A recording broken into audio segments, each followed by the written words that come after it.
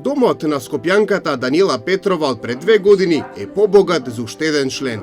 Таа, иако има 3 деца, 2 возрастни и едно девојче на 9-годишна возраст како и внуче, се реши да стане згрижувач и широко да ги отвори вратите за едно мило 7-годишно девојче.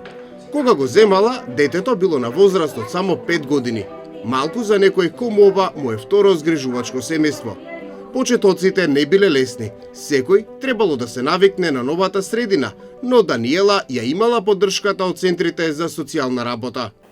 Па на почетокот малце на децата им беше се тоа чудно, сега како ќе го прифатат, нели? Возрастниве не се смеша, ја прифатија.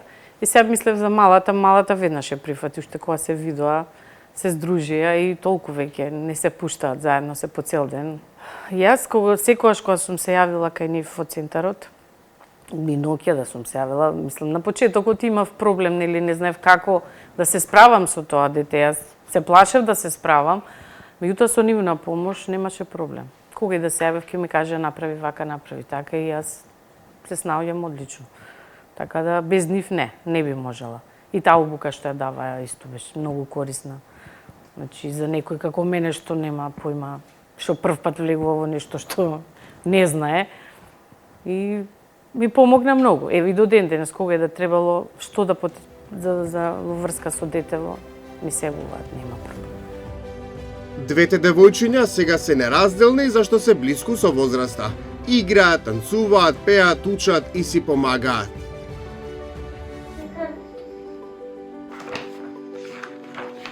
Даниела вели од секогаш имала желба да стане згрижувач, но долго време немала храброст да го направи тоа. Сега дури и жали што порано не се одлучила на таков чекор. Таа го помина процесот на обуки и стана згрижувач, а центарот во посета на нејзиниот дом е должен да помине најмалку еднаш во 3 месеци, за да провери како се развива згриженото дете. Јас видов на телевизија, бројот го видов, беше поставен на кој да се јавиш. Привикам, ајде да се јавам, можеби ќе ми успее, не знам.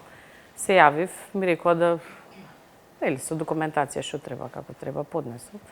Почекав малку тие обуки едно друго. Значи не иде тоа така, едноставно, лесно не е. Треба малку да се почека. И викна, ми се јавија, го видов девојчето. И така го прифативме, го донесоа. И еве, до ден денес е супер. Исто како да е наше, не знам. И јас ја сакам исто како да е моја.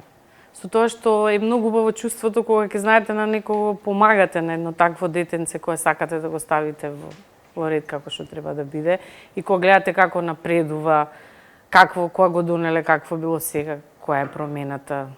Мислам, тоа е успех. Во однесувањето посмирена е. Се однесува како ние што се однесуваме, почна веќе да личи на нас. И тоа ме радува што има голема промена. Не само јас, сите го приметуваат тој на училиште и во градинка кога одише. И тука соседите, сите го гледаат. И прифатена од цело наше семејство. Да речам, од роднини мои, од на сопругот, сите ја сакаат. Значи, кога доаѓаат за Дарија подароци носат и за нејзе. Исто како да е наше. За добри деца има благо, но само ако прво изедат овошје и здрава храна. Ајде, побели.